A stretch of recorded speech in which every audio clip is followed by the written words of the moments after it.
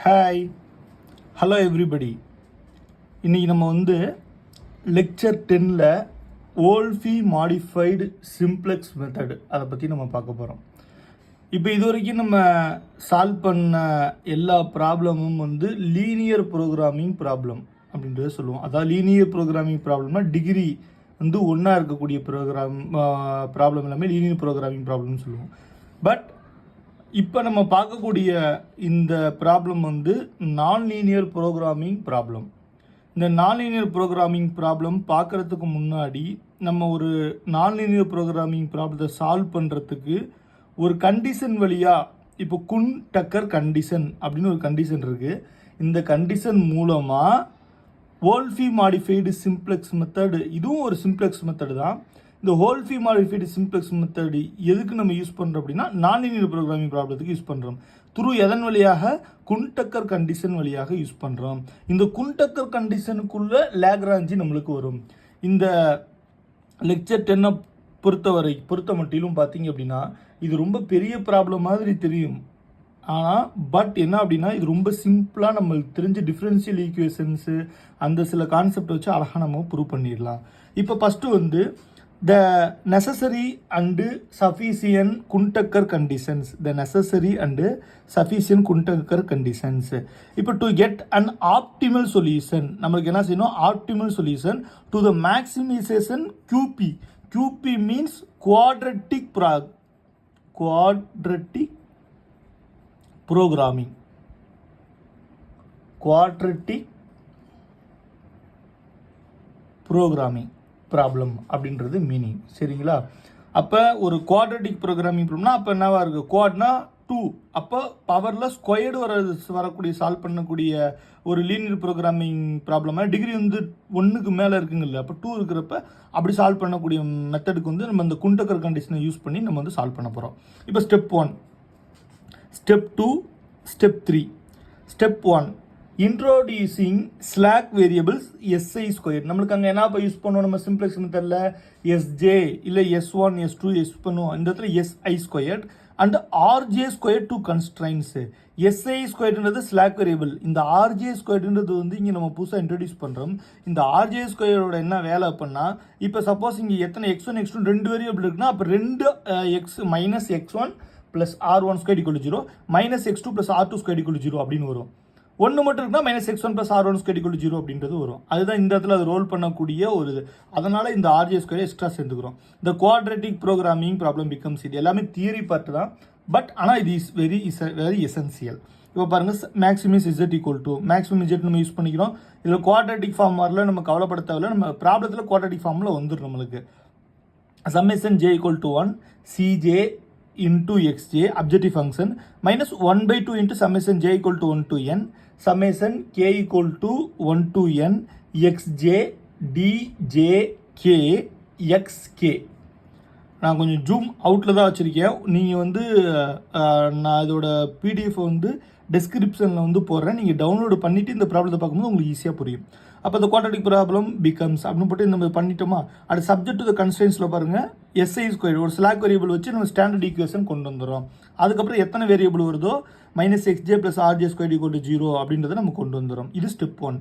Step 2ல் என்ன செய்யணுமா, லாக்ராஞ்சி ஃபங்க்ஷனை எழுதணும். லாக்ராஞ்சி ஃபங்க்ஷன் அப்படின்னா லாக்ராஞ்சி ஃபங்க்ஷனோட ஃபஸ்ட்டு லெட்டர், லாக்ராஞ்சியில் first letter capital L of எக்ஸ்ன்றது x1 x2 அந்த வேரியபிள்ஸ், எஸ்ன்றது ஸ்லாக் வேரியபிள், ஆர்ன்றது அந்த x1 x2 வரக்கூடிய டெசிஷன் வேரியபிள்ஸில் சேர்க்கக்கூடிய ஆறு, லேம்டா எக்ஸுக்கு லேம்டா, அதாவது எஸ்ஸுக்கு லேம்டா, ஆருக்கு மியூ. இது எப்போவுமே நம்ம வச்சுக்கணும். எஸ்ஸுக்கு லேம்டா, ஆருக்கு மியூ. அப்போ இந்த மாதிரி 5 வேரியபிள் நம்மளுக்கு கிடைக்குது. Is equal to F of X objective function minus lambda அப்படின்னு என்ன சொன்னேன் நான்? இப்போ ஸ்லாக் வேரியபிள் சொன்னேன். அப்போ ஸ்லாக் வேரியபிளோட ஒரு கன்ஸ்ட்ரைன்ஸ் மைனஸ் மியூ. எதுக்கு சொன்னேன் இந்த இடத்துல? மியூ எதுக்கு சொன்னேன்? ஆருக்கு சொன்னேன்னா அப்போ அந்த இடத்துல ஆர் கன்ஸ்ட்ரைன்ஸ் வந்துடும். அதாவது சுருக்கமாக இந்த கன்ஸ்ட்ரைன்ஸை இங்கே எழுதுறீங்க, இந்த கன்ஸ்ட்ரைன்ஸை இந்த இடத்துல நம்ம எழுதுகிறோம். அப்போ பட் இந்த கன்ஸ்ட்ரைன்ஸ்க்கு ஸ்லாக் வேரியபிள்னால லேம்டா போட்டுறோம், இந்த கன்ஸ்ட்ரைன்ஸ்க்கு ஆறு வரனால மியூஜே நம்ம போட்டுரும். அப்போ இதை லாக்ராஞ்சி ஃபங்க்ஷன். புரியுதுங்களா நம்மளுக்கு? இப்போ ஸ்டெப் 3 இப்போ நம்ம போவோம். இப்போ கொடுத்துருக்க லாக்ராஞ்சி ஃபங்க்ஷனை நம்ம டிஃப்ரென்ஷியேட் பண்ண போகிறோம். நம்ம டிஃப்ரென்ஷியேட் பண்ணோம்னா அது இந்த பாருங்க, இதான் L of X comma S comma R comma lambda mu partially with respect to components, partially டெரிவேட்டிவ்ல நம்ம பண்ண போகிறோம். Of X comma S comma X comma S comma R comma lambda and mu அப்படின்றது இதோட முடிஞ்சு போச்சு. இது என்ன அப்படின்னா நம்ம இதெல்லாமே நம்ம பார்சியல் டெரிவேட்டிவ் பண்ணும்போது நம்மளுக்கு இந்த மாதிரி ஒரு ஈக்குவேஷன் நம்மளுக்கு கிடைக்கும். அதுக்கப்புறம் லேம்டா வச்சு ஒரு ஈக்குவேஷன் கிடைக்கும். அதாவது இந்த மாதிரி ஈக்குவேஷன் வந்து x1 x2 வரக்கூடிய ஈக்குவேஷனாக இருக்கும். இது ஸ்லாக் வேரியபிள் வர ஈக்குவேஷனாக இருக்கும். இதில் பார்த்தீங்கன்னா இந்த lambda I S squared mu J R J squared எல்லாமே காம்ப்ளிமெண்டரி ஸ்லாக்னஸ் கண்டிஷன் சொல்லுவாங்க. அதுக்கப்புறம் இந்த ஸ்லாக்னஸ் வச்ச வர கன்ஸ்ட்ரெயின்ஸ் ஒரு வேரியபிளாக இருக்கும். அதுக்கப்புறம் பார்த்தீங்க அப்படின்னா minus X plus R square, அதாவது இங்கே இருக்கிறது தான் இங்கே எழுதுகிறோம், இந்த இடத்துல இருக்கிறது தான் இந்த இடத்துல என்ன செய்கிறோம் நம்ம எழுதுகிறோம். சரிங்களா? இதில் lambda I S I square equal to 0ன்னு வந்துடுது. இதில் mu J R J equal to 0ன்னு வந்துடுது. இந்த lambda I S I equal to 0 mu J into X J equal to 0 இது வந்து என்னன்னு சொல்லுவாங்க அப்படின்னா காம்ப்ளிமெண்ட்ரி ஸ்லாக்னஸ் கண்டிஷன் அப்படின்னு சொல்லுவாங்க. இது ரெண்டு எப்படி இருக்குன்னா 0வாக இருக்கணும். அப்போ இந்த minus X plus R square equal to 0 இந்த கன்ஸ்டன்ட் இங்கே வந்துருச்சு, இந்த கன்ஸ்டன்ட்ஸ் இங்கே வந்துருச்சு, இந்த ரெண்டு காம்ப்ளிமெண்ட்ரி ஸ்லாக்னஸ் கண்டிஷன்ஸ் வந்துருது.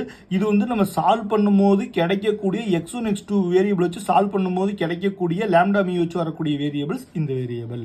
அப்போ மொத்தம் வந்து ஃபஸ்ட்டு இந்த குண்டக்கர் கண்டிஷன்ஸ் நம்ம யூஸ் பண்ணும்போது நம்ம ஞாபகம் வச்சுக்கிறது, first introduce S I squared and R J squared two கன்ஸ்டன்ட்ஸில் ஈக்குவேஷன் பண்ணி இதை கண்டுபிடிச்சிடணும்.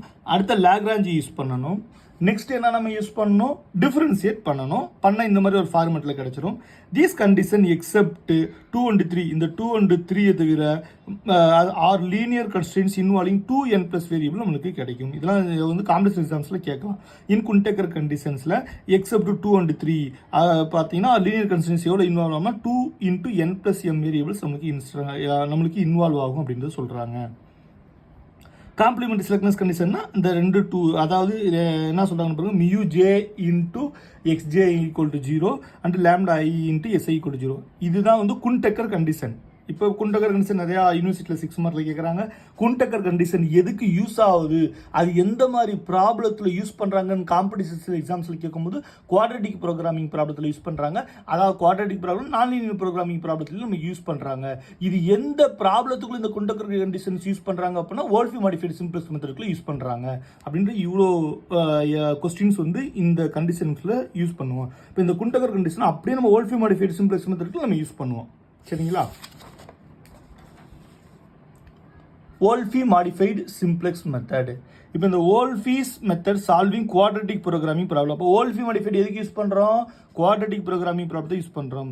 நம்ம introducing artificial variables AJ, நம்மளுக்கு அந்த ஃபர்ஸ்ட் கண்டிஷன் கிடைச்சிச்சு பார்த்தீங்களா, CJ into minus K, எதில் குண்டக்கர் கண்டிஷன். நம்ம இந்த இதில் எதை யூஸ் பண்ண சொல்கிறாங்கன்னு பாருங்களேன், introducing artificial variables AJ J equal to 1, 2, up to n in Kuhn Tucker கண்டிஷன்ஸ்ல யூஸ் பண்ண சொல்றாங்க. எதுல யூஸ் பண்றாங்க, குண்டக்கர் கண்டிஷன்ஸ்ல தான் இது யூஸ் பண்ண சொல்றாங்க. குண்டக்கர் கண்டிஷன்ஸ்ல வரும்போது நம்மளுக்கு பாத்தீங்க அப்படின்னா நம்மளுக்கு இந்த கண்டிஷன்ஸ் பாருங்க, இதுல வந்துடும். இந்த கண்டிஷன்ஸ்க்குள்ள ஒரு ஆர்டிஃபிஷியல் வேரியபிள் யூஸ் பண்றோம். ஸ்டெப் 2 போகும்போது நம்ம மினிமைஸ் இஜெட்னு வெறும் ஆர்டிஃபிஷியல் வேரியபிள் மட்டும் எடுத்துக்கிறோம். நம்ம doh L by to x1 to L by to x2 போடும்போது x1 ரெண்டு வேரியபிள். இப்போ சப்போஸ் ரெண்டு வேரியபிள் எடுத்துக்கிட்டால், நான் வரக்கூடிய ப்ராப்ளத்தில் ரெண்டு வேரியபிள் எடுத்துக்கிறேன்.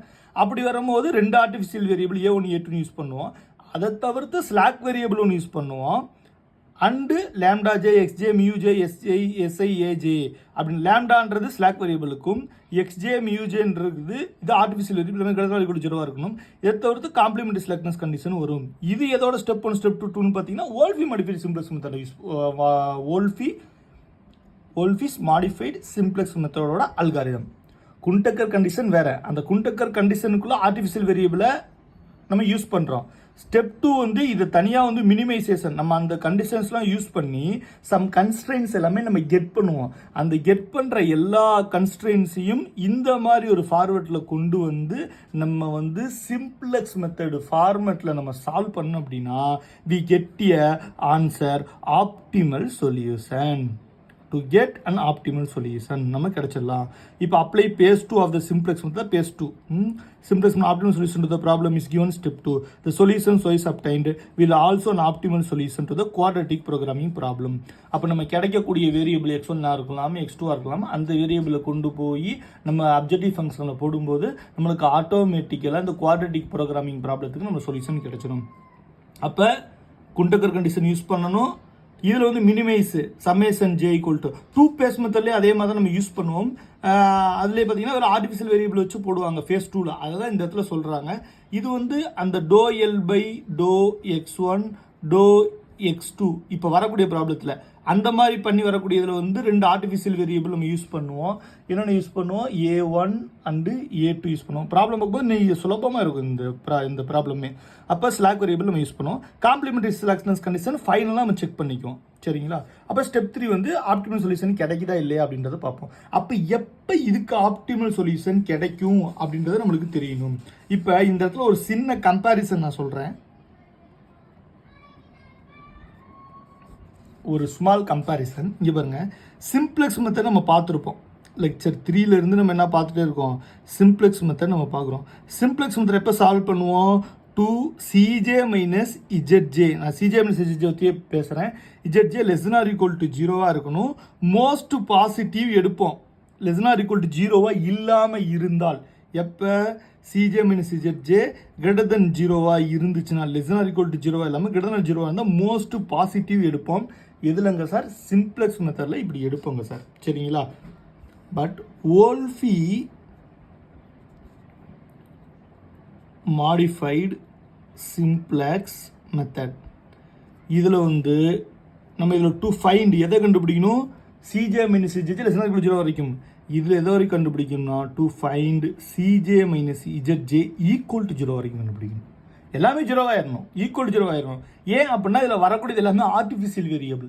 அப்போ எல்லாமே நம்மளுக்கு ஈக்குவல் டு 0 வர மாதிரி நம்ம கண்டுபிடிக்கிறது நம்மளுக்கு ரொம்ப முக்கியமான இதில் விஷயம். இதில் most positive கண்டுபிடிப்போமா?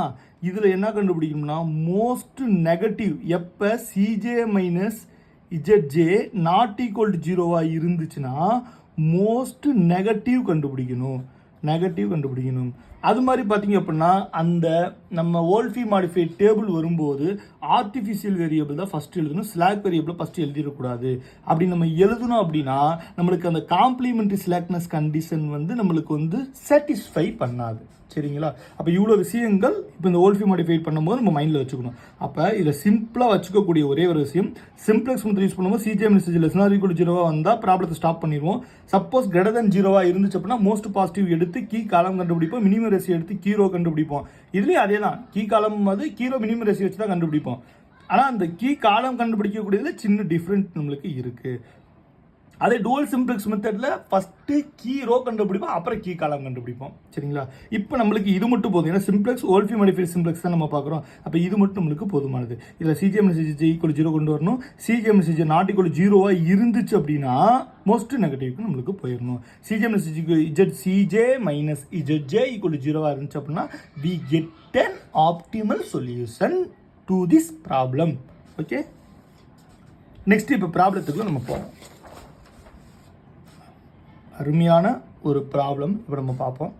Use Wolfe's method to solve the quadratic programming problem.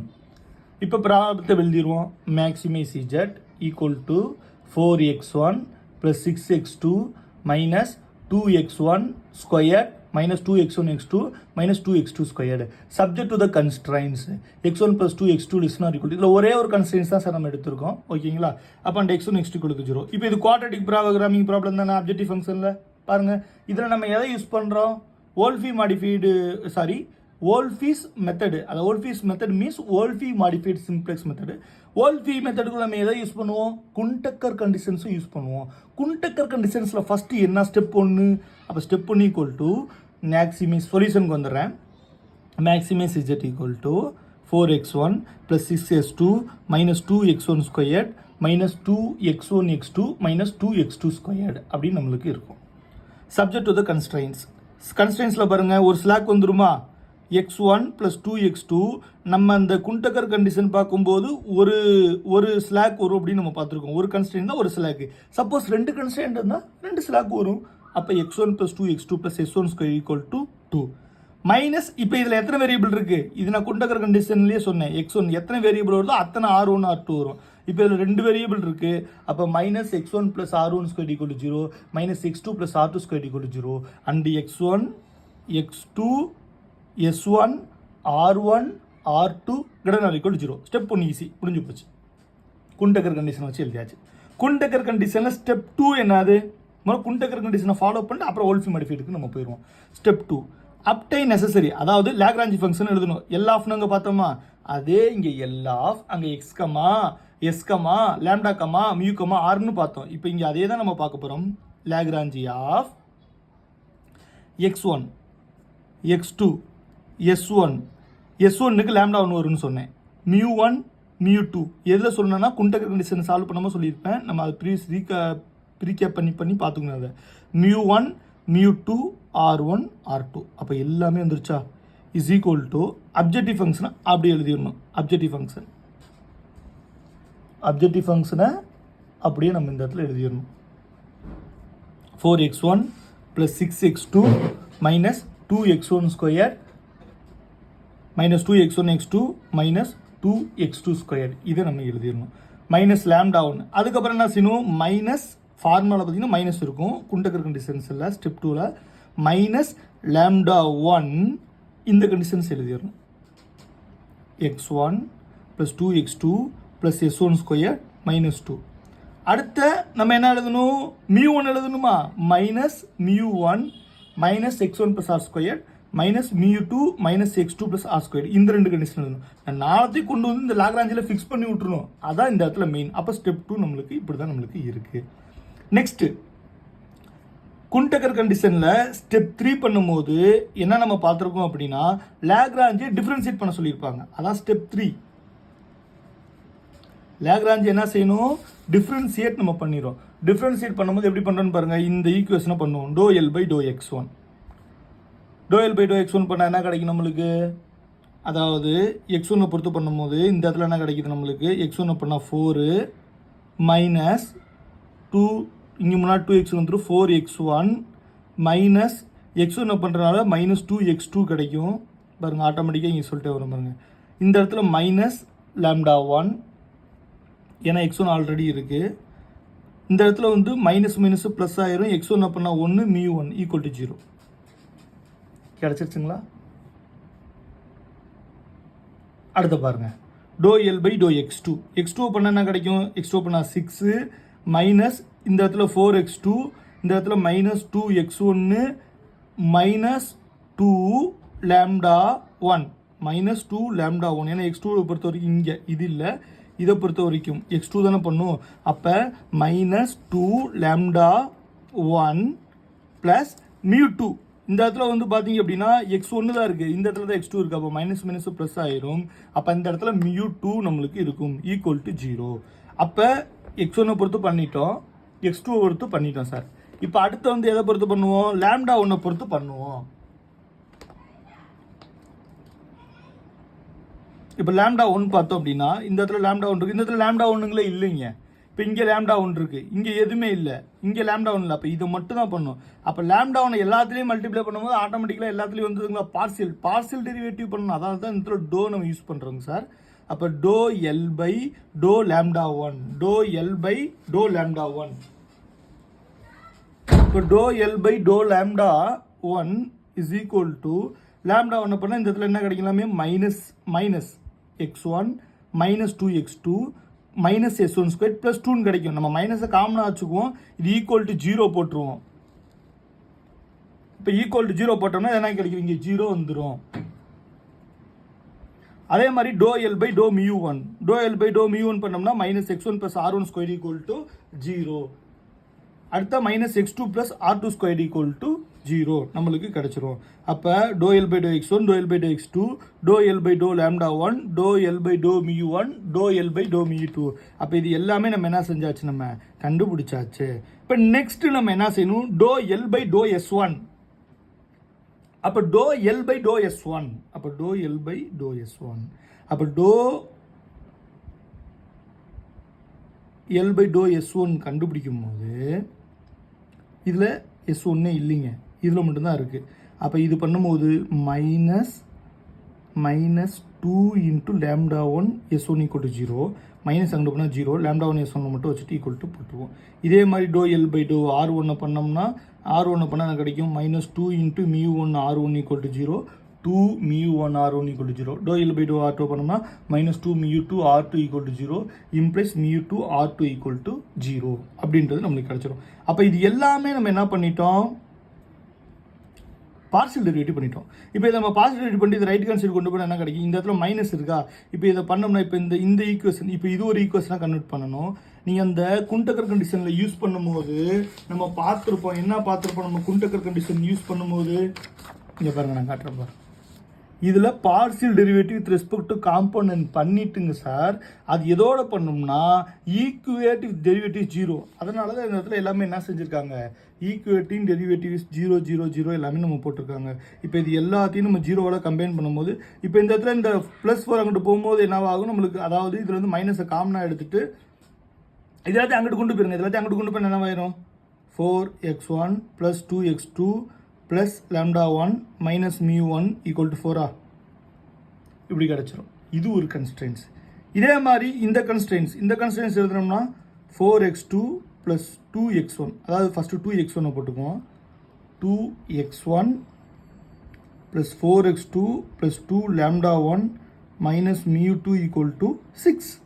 Okay, அப்போ அதே வந்து இப்போ இதை நம்ம பண்ணோம் அப்படின்னா என்ன கிடைக்கும் நம்மளுக்கு, x1 + 2x2 s1 square equal to 2. அப்போ இந்த மாதிரி ஒரு 3 கன்ஸ்டன்ஸ் கிடைச்சிடும். அதான் நம்ம ஆரம்பத்திலே பார்த்துருப்போம், to L by to x1 பண்ணும்போது ஒரு கன்ஸ்டன்ஸ் கிடைக்கும், to L by to x2 பண்ணும்போது ஒரு கன்ஸ்டன்ஸ் கிடைக்கும், அதுக்கப்புறம் s1 ஸ்கொயரை வச்சு மட்டும் ஒரு கன்ஸ்டன்ஸ் கிடைக்கும் அப்படின்றது பார்த்துருப்போம். மற்ற எல்லா கன்ஸ்டன்ஸும் நம்மளுக்கு வந்து complementary slackness, lambda one S ஒன்று, mu one R one, mu two R two, இதெல்லாம் என்னது, lambda I S I equal to mu J into X J equal to, அது mu J into R J equal to 0 complementary slackness கண்டிஷன்ஸில் வந்துடும். இப்போ இந்த இதை மட்டும் சிம்பிளிஃபிகேஷன் பண்ணால் இப்போ இந்த வடிவில் கிடைக்குமா நம்மளுக்கு, அதான் இப்போ முன்னாடி சிம்பிளிஃபை பண்ணி காமிச்சேன். After simplifying this condition, sir நல்லா கவனிங்க, 4x1 + 2x2 plus lambda 1 minus mu 1 equal to 4. 2x1 plus 4x2 plus 2 lambda 1 minus mu 2 equal to 6. இப்போ இதே மாதிரி சிம்பிளிஃபிகேஷன் பண்ணி அப்போ ஃபஸ்ட் 2 ஈக்குவேஷன் கிடச்சிச்சு, ஒரு ஸ்லாக் கண்டிச்சு, அப்புறம் காம்ப்ளிமெண்ட்ரி ஸ்லாக்னஸ் கிடச்சிச்சு, x1 x2 lambda 1 mu 1 mu 2 s1 equal to 0.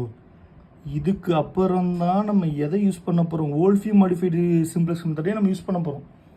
வோல்ஃபி modified symbols method என்ன யூஸ் பண்ணோம், வோல்ஃபி மாடிஃபைட் சிம்பிள்ஸ் மெத்தடில் இந்த ஃபஸ்ட்டு 2 கன்ஸ்டன்ட்ஸ்க்கு மட்டும் ஆர்டிஃபிஷியல் வேரியபிள் நம்மளுக்கு வரும். என்னன்னா இங்கே ஸ்லாக் வேரியபிள் இருக்காங்க, அங்கே ஆர்டிஃபிஷியல் வேரியபிள் நம்மளுக்கு வராது. அப்போ ஸ்லாக் வேரியபிள் அப்போ வந்து அது யூஸ் பண்ணுறதுக்கு முன்னாடி ஃபஸ்ட்டு இந்த இடத்துல நம்ம மேக்ஸிமைஸ் வரக்கூடாது. நம்ம வோல்ஃபி மாடிஃபைடு சிம்பிளக்ஸ் மெத்தடோட அல்காரிதத்தை நம்ம எடுத்து பார்த்தோம்னா நம்மளுக்கு தெரியும், அதில் minimize Z equal just R equal to a1 + a2 இருக்குங்க sir. Therefore, introduce the artificial variables a1 and a2 in the first 2 constraints. The modified linear programming problem becomes modified linear programming. The linear programming problem என்ன செஞ்சிருக்கோம், modify பண்ணியிருக்கோம். அது கன்ஸ்ட்ரெயின்ஸில் என்ன வந்திருக்கு நம்மளுக்கு, நான் linear நம்மளுக்கு வந்திருக்கு. அப்போ minimise just R equal to a1 + a2, first கன்ஸ்ட்ரெயின்ஸில் a1 சேர்த்துருக்கோம், செகண்டில் வந்து a1 + a1 + a2, இதில் s1 ஸ்கொயர் ஈக்குவல் அப்படியே வச்சுக்கிறோம். அப்போ x1 x2 this is all called decision variables.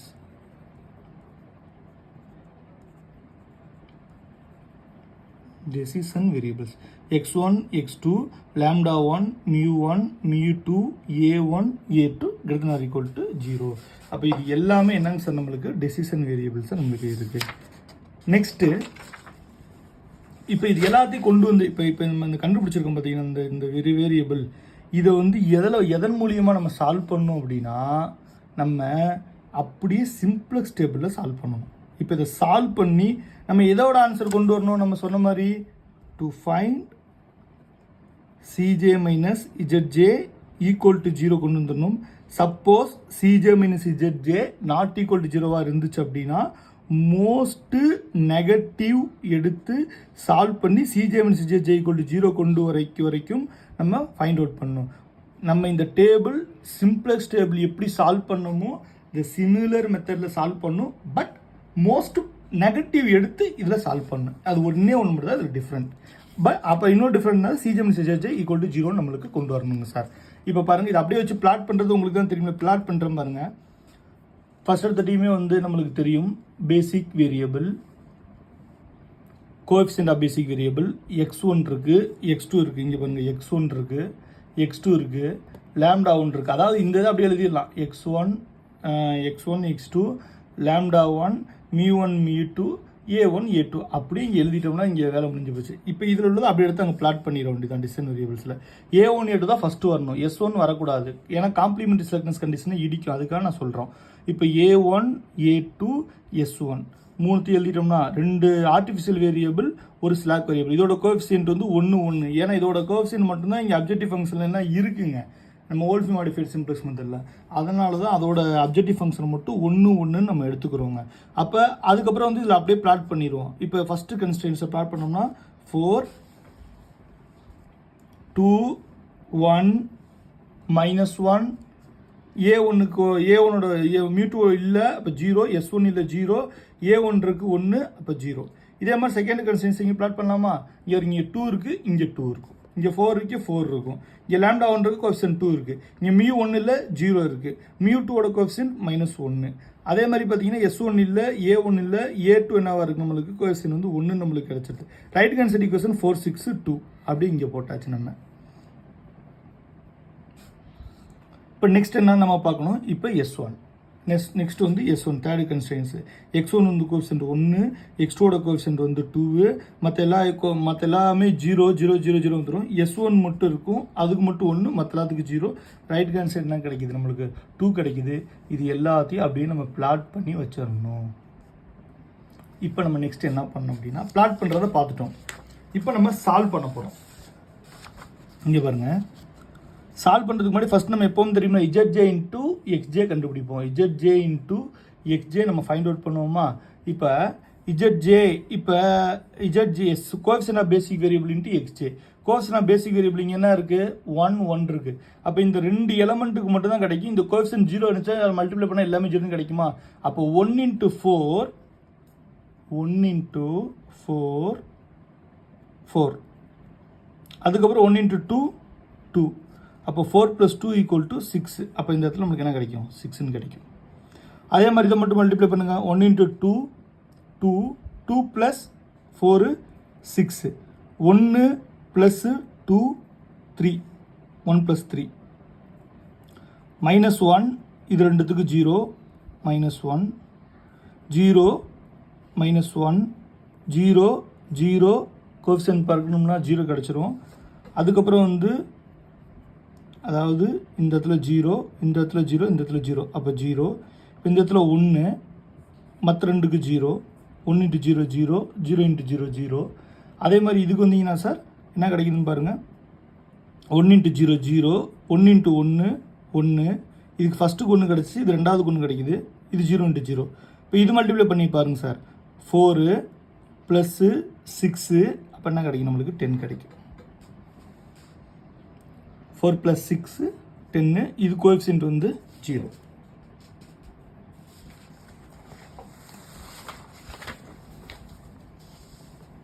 இப்போ அதே மாதிரி நெக்ஸ்ட் ஐட்ரேஷன். இப்போ இதெல்லாமே கண்டுபிடிச்சாச்சா? சிஜே மைனஸ் சிஜேஜே எப்படி இருக்கணும்? ஈக்குவல் டு 0ன்னு கொண்டு வரணும். இப்போ சிஜே இங்கே இருக்குங்க, அப்ஜெக்டிவ் ஃபங்க்ஷன் உள்ளது. a1 a2க்கு மட்டும்தான் 1 1ன்னு இருக்குது, மற்ற எதுக்குமே இல்லைங்க சார் நம்மளுக்கு. அப்போ 0 - 6 -6, 0 - 6 -6, 0 - 3 -3, 0 - 1 -8ன்னு ஒரு ஃபார்முலா இருக்கும், +1 இங்கே +1 0 0 0. இந்த இடத்துல எதுவுமே இல்லாதனால ஒரு கோடு நம்ம போட்டுருவோம்.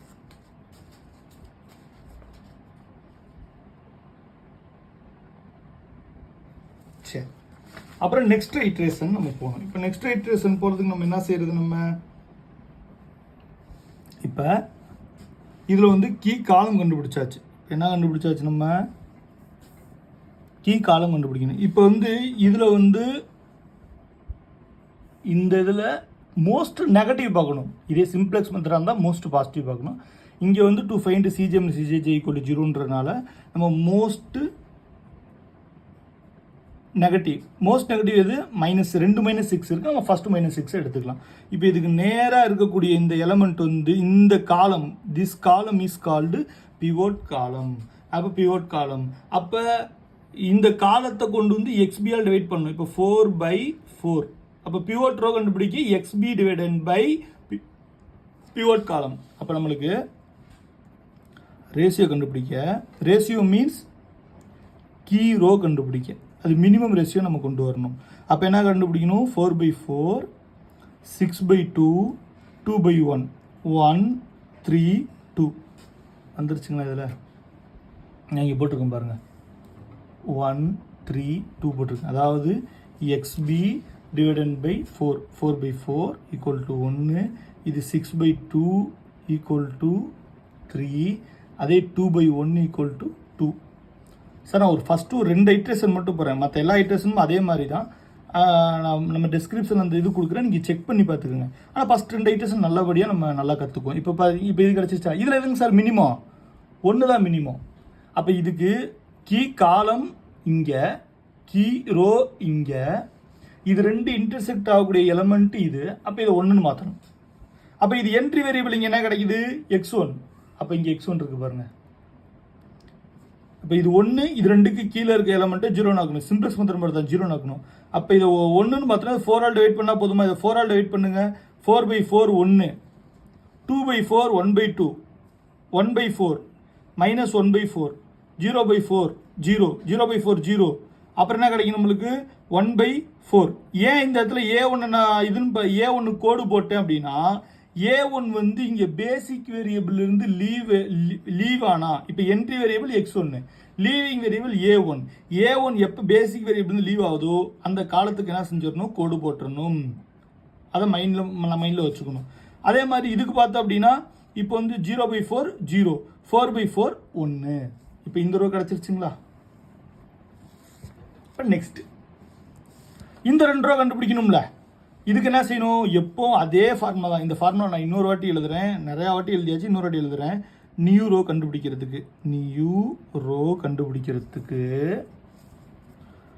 Volt row minus pivot element up or down element into new key row.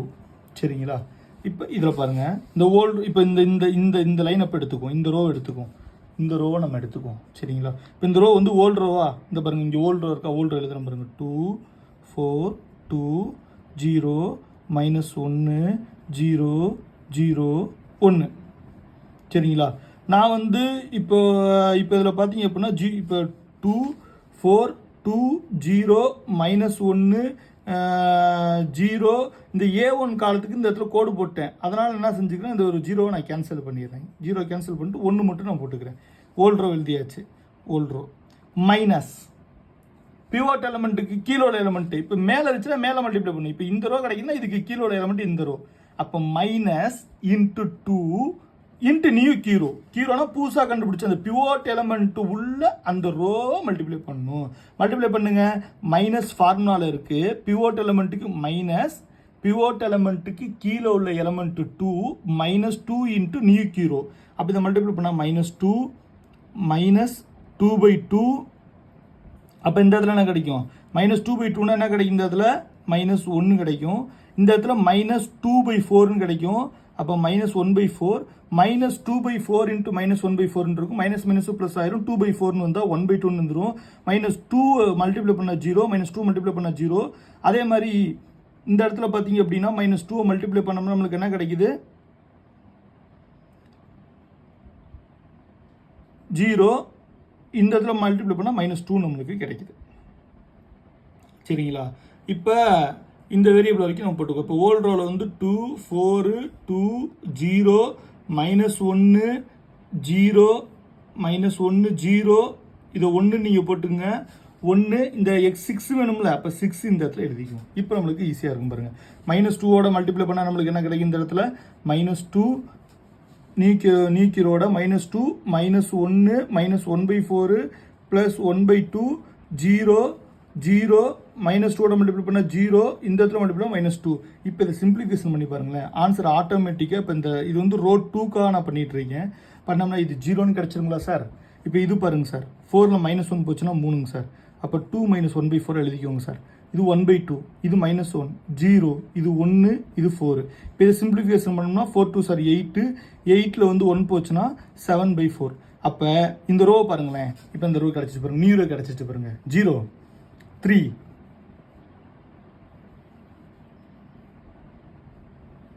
சரி இது பார்ப்போம். 1/2 -1 0 1 4 சரிங்களா?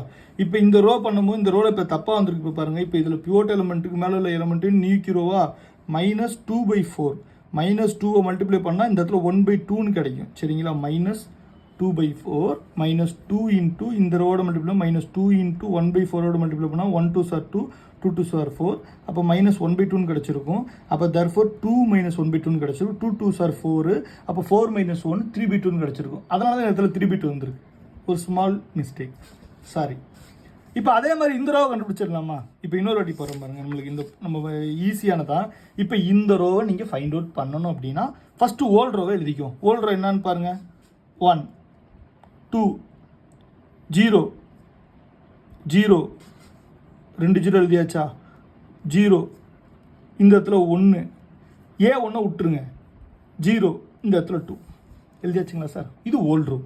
மைனஸ் பிவோட் எலமெண்ட்டுக்கு, இப்போ பிவோட் எலமெண்ட் கீழே எலமெண்ட் இந்த ரோ தேவைன்னா இந்த element -1 minus into pivot element கீழே 1 தான். அப்போ -1 இன்ட்டு மைனஸ் தான். அப்போ மைனஸால் இந்த நியூ கீரோவை மல்டிப்ளை பண்ணால் போதுமா சார்? அப்போ மல்டிப்ளை பண்ணுங்க சார். மைனஸால் மல்டிப்ளை பண்ணால் கிடைக்கும் -1 -1/2 -1/4 ப்ளஸ் 1/4 0 0 0 -1. இது நம்ம எதுக்காக கண்டுபிடிச்சிட்டு இருக்கோம்? ரோ 3 இதில் கண்டுபிடிச்சிருக்கோம். ஒரு ஐட்ரேஷன் போகிற நீங்கள் தெளிவாக கண்டுபிடிச்சிங்கன்னா உங்களுக்கு ஈஸியாக இருக்கும். இப்போ இதுக்கு 0 கிடச்சிருமா? அப்போ 2 - 1/2 கிடச்சிருமா இதுக்கு? இப்போ இதுக்கு வந்து -1/4 1/4 0 1 0 1 அப்படின்றது கிடச்சிருச்சு பாருங்கள். இப்போ பாருங்கள் ஆட்டோமேட்டிக்காக கிடச்சிருச்சு பாருங்கள். இது வந்து மல்டிப்ளை பண்ணோம்னா 2 2 சார் 4. இப்போ ரோ 3 2 2 சார் 4 4 - 1 = 4 1 = 3/2 0 3/2 -1/4 1/4 0 1 0 1 ஆட்டோமேட்டிக்காக நம்மளுக்கு கிடச்சிடும் சரிங்களா? அப்போ ஓல்ட் ரோ மைனஸ் இந்த ஃபார்முலா மறந்துடக்கூடாது. New row equal to old row minus pivot எலமெண்ட்டுக்கு up or down element into new key row அப்படின்றத நம்ம மைண்டில் வச்சுக்கணும். Simplex method, dual simplex method, revised simplex method, Gomory's pure integer programming, mixed integer programming problem, Wolfe's modified simplex, all problems only one common ஃபார்மா இந்த ஃபார்மா வந்துடும் சரிங்களா? Okay right. இப்போ அதே மாதிரி நம்ம இஜட்ஜே கண்டுபிடிச்சிடலாம். இஜட்ஜே equal to CB into XJ. CB into XJ. இப்போ இங்கே 0 வந்துருச்சு, இங்கே பாருங்கள் இப்போ இதில் 0 வந்துருச்சு. Coefficient of basic variable into XJ. இப்போ 1 மட்டும் தான், அது இந்த 1 மட்டும் மல்டிப்ளை பண்ணி போட்டுருங்க. இதை 0 0 மல்டிப்ளை பண்ணி 0 மல்டிப்ளை பண்ணால் 0 தான் கிடைக்கும். இதை மட்டும் மல்டிப்ளை பண்ணால் 0 3 3/2 1/2 -1 0 கோடு 1 டேஷ் 1 × 4 4 ஆட்டோமேட்டிக்காக போட்டுருங்க.